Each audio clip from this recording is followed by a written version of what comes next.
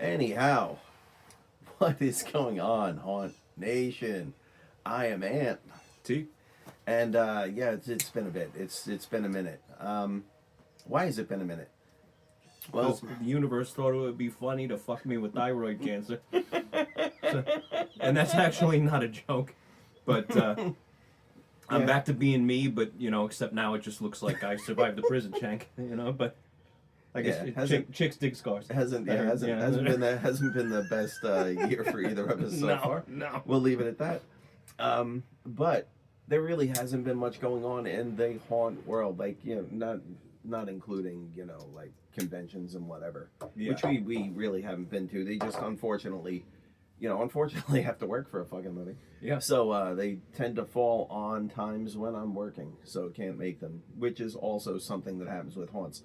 Um, I I feel like I went to a fucking Christmas haunt, but regardless, there really hasn't been much going on since October. Not really. No halfway to Halloween's really, except Field of Screams out in East Bumblefuck. Exactly, but even before that, like I really didn't see much around Valentine's Day. I think there might have been one. St. Patrick's Day again. Yeah, nothing, I don't remember St. Patrick's which is fine. Day, We don't need to have a fucking haunt for every holiday because most of the time they're not up to the level of what they normally are in October. Right. They're remember that's what gave me the bad taste about Bennett's Curse, because I only saw the Valentine's Day haunt and I was like, "Type of shit is this?" Right. So, not necessarily ideal, not the best thing, but halfway to Halloween, right? Yeah. But a halfway to Halloween has kind of become a staple lately, and there really hasn't been any of those. So, like especially like T just said, we usually have a couple local ones. They didn't happen this year. Field of Screams did have one. Would have loved to have gone to it, especially to see the band, the musical guests. Yes.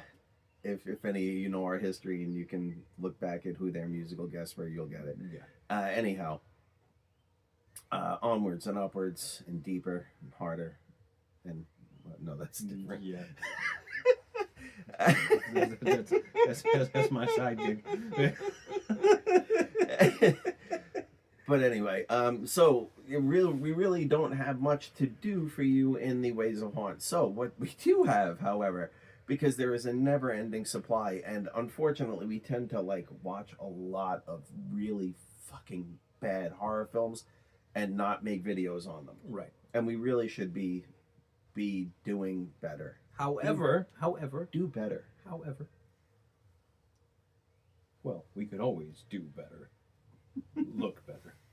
Anyhow, this be fitter wasn't supposed to be a horrible movie. This was actually a horror movie that I was looking forward to. Yes, this was actually set up for success. Yeah. From the outset, like once you get to like a Nightmare on Elm Street 3 or something, it's a setup for success. You've already had things. You've had this is a sequel of a sequel of a sequel, so you should have like Saw, right? Right. Or the Scream franchise. The basic formula. Right. You may not like where they've taken the Scream franchise in years, which that'd be a good thing to review, but haven't seen the new one. Anyway. Right. But this is something that you would consider tried and true, and we were both really fucking disappointed in. So we're talking about Conjuring, Last Rites. 2025, pretty new. Dead to Rights. Yeah, the fucking last film, please. Yeah. And it was just not a really good film from the beginning to the end. It had a lot to do with, it showed them from the beginning before they had their daughter. I think the timeline was even not right, right? Up. Yeah. And then their life and like this one thing that happened at the very beginning, and then how their life was kind of normal all the way through until, the crescendo of the movie, and like everything from the beginning kind of came back, and it was just not. I didn't dig it in this motherfucker right here. He was losing his fucking mind. Yes, I was. And here's the thing. For all, well, okay, we'll just say, if any of you are like me, or like I was, a Warren's purist, if you will, to coin a phrase. So I knew of the Warrens. I knew of what they'd done. Of course, the controversy. Are they real? Are they fake? But that's a controversy. There always is in a realm where things can't be proven. Right? We have tools now that prove things like electronic voice phenomena is considered proof, or their personal experiences. Nobody really can. I know some people consider them proof, but but there's no way to really... There's no way to verify it, right? And so we have allegedly, like EV, the electronic, what the fuck is the detector that goes off when EMF. Thank you. Fucking, I couldn't think of the two other letters. So the electromagnetic field detectors, right, where it spikes, which I'm sure is really great. Thermal imaging.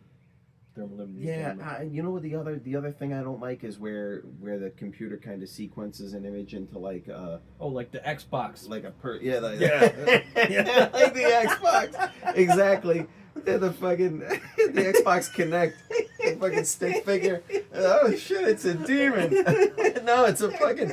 Your computer's all fucked up. It thinks there's a person there with fucking arms 3 times as long as their fucking legs.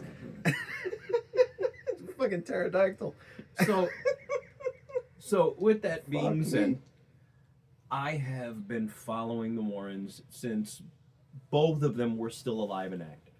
Right. Back when Ed was still alive, still doing their, I wouldn't say, their presentations and, You actually went to like seminars. And I actually went to seminars and saw Ed and Lorraine present with their slide shows that I saw when Ed passed away and Lorraine was doing it with Tony Spera, who looks absolutely nothing like this motherfucker they put in the video. Well, regardless. Well, yeah, I mean... Well, they tried to glamorize everything, and I'm like, no. Most of the time they're not. When they're choosing someone for a movie, unless it's like a really high-profile individual, and they're doing a lot of, prosthetic makeup work, they're not trying to make it look like that person. They're just trying to get, like, the vibe or whatever. Right. And, not for nothing. If somebody's playing me in the movie, I'm like, I think Brad Pitt's available.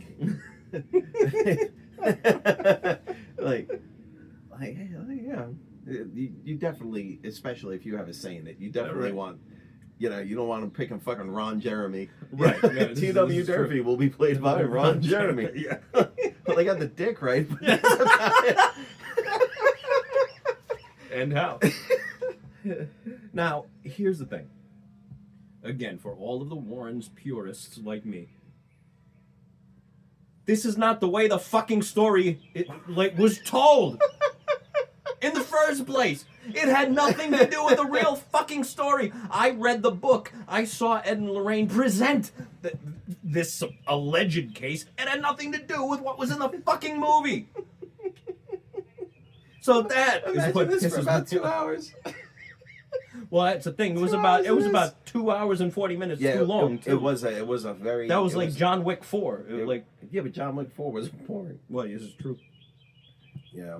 So yeah, it was a bit of a long film. Right. And yeah, he was definitely not happy with a lot of the stuff. I mean, generally speaking, the special effects are decent. They make Ed and Lorraine look young. Right, they when I say the timeline was off, right? They had their daughter being born in the 80s or something. Yeah, there was something weird. You were like, that's not when she was born, right? Yeah, it was kind of all over the place. Very, very loosely based on anything. And the thing is, everybody that knows the Warrens knows that Judy did not want anything to do with the paranormal and their. And their legacy. And this entire fucking movie is talking about how she's this clairvoyant next greatest ghost hunter. Well, I mean, to be fair, she could be. She could have some of her mom's abilities may be, but she just, kind of chooses to not pursue them. Kind of like some of those people that are sensitive, they choose to kind close of block it out. Yeah. Right. They don't want to know. They don't want to see it. They want to ignore it. They don't want to be bothered by it. Right. And, That's their prerogative. Absolutely. Absolutely. No disrespect to Judy. I'm just saying the story was completely... Which story is correct? Tell me which story is correct. Is it the book that the Warrens wrote in the 70s about this case? Or was it this glorification that came out? What is it? Yeah, I think you know. You know? Because personally, I could be wrong, my timeline could be off, but I don't even think that Judy was old enough at the time of that case to be as old as she was in the movie. Yeah, and then I think you said, and we're not going to get into defamation, but right, you know, T does not hold Mr. Sparrow very high regard. Let's just say that, and the movie does kind of like glorify him.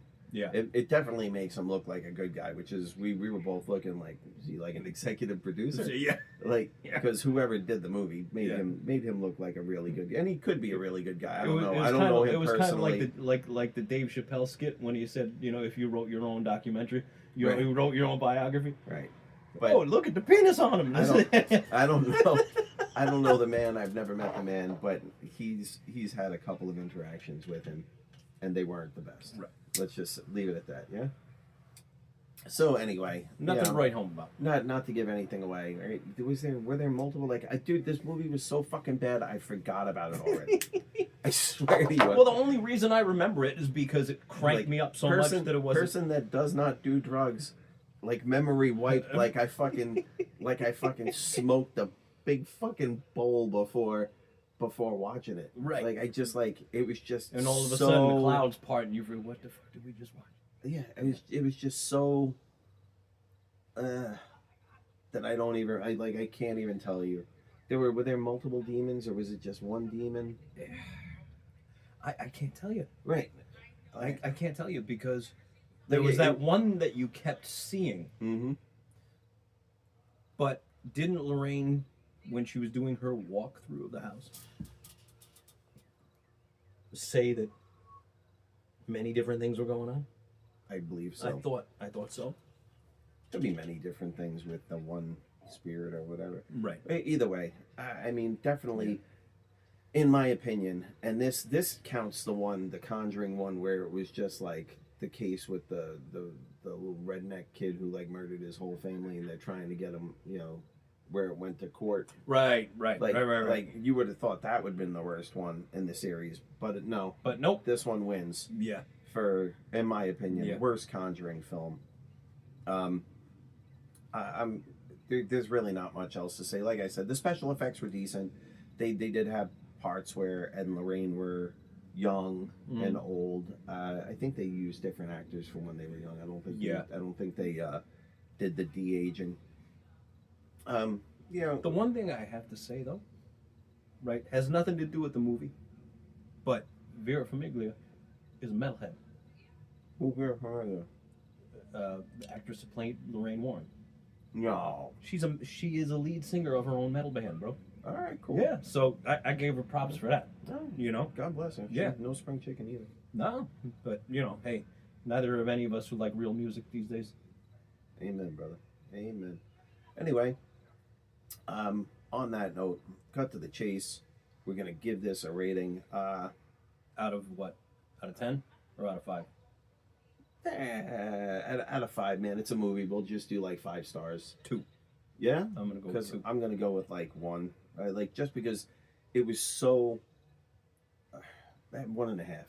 Yeah. It was so. It was like I said, the special effects were decent, but it was so unimpactful. There was just, for me, there was like nothing going on. I really don't even remember the film, and it's not like I watched it like 6 months ago and I'm like, you know. Like, I remember how displeased you are with it, but that one thing has nothing to do with the other. Like, I rate my shit. It's tough to ignore my colored commentary on certain things. It is tough to ignore. It's pretty fucking funny half the time. But yeah, I'm gonna give it like a 1.5 out of 5. You're gonna give it a 2. I just figured I shit on it enough so I could raise it a half a point in the finale, you know. All right. Yeah, I was actually going with a 1, but then I thought about some of the real trash fucking films we've seen. Yeah. And I'm like, should I really give it a 1? I mean, the acting was good. The production was good. The camera angles and things like that were good. I mean, you know, basic movie production stuff was fine. Right. You know, but I go that low because, again, being a Warren's purist, it shit on the whole story, original story. Right. So that also brings me now to question the original fucking story. Yeah, and Hollywood is notorious for their changing and embellishing and having to put a love story into everything and a comic relief character. You got you know, this formula. It's formulaic. But anyway, 1.5 from me, 2 from T. I can't recommend it. I mean, if you're a Conjuring fan, you probably either watched it or you're gonna watch it. Right, just to kind of see the finale, see the last last. Right at this time, right now, it's on HBO Max. I think all the Conjuring films are, the majority of them. Yeah. So if you want to give it a watch, God bless you. Yeah. Oh my God. No. I mean, unless you haven't seen any of them, start with that one and go backwards, and then you'll no, don't start with that one, because if you start with that one, you might be like, I won't watch the rest of these movies. Well, it's kind of like country music. It's not depressing when you listen in reverse. You know what I mean? Yeah, but it might stop you from really, like, I'm not listening to any more of this. Anyway, man, T, Haunt Nation. We'll catch you on the next one.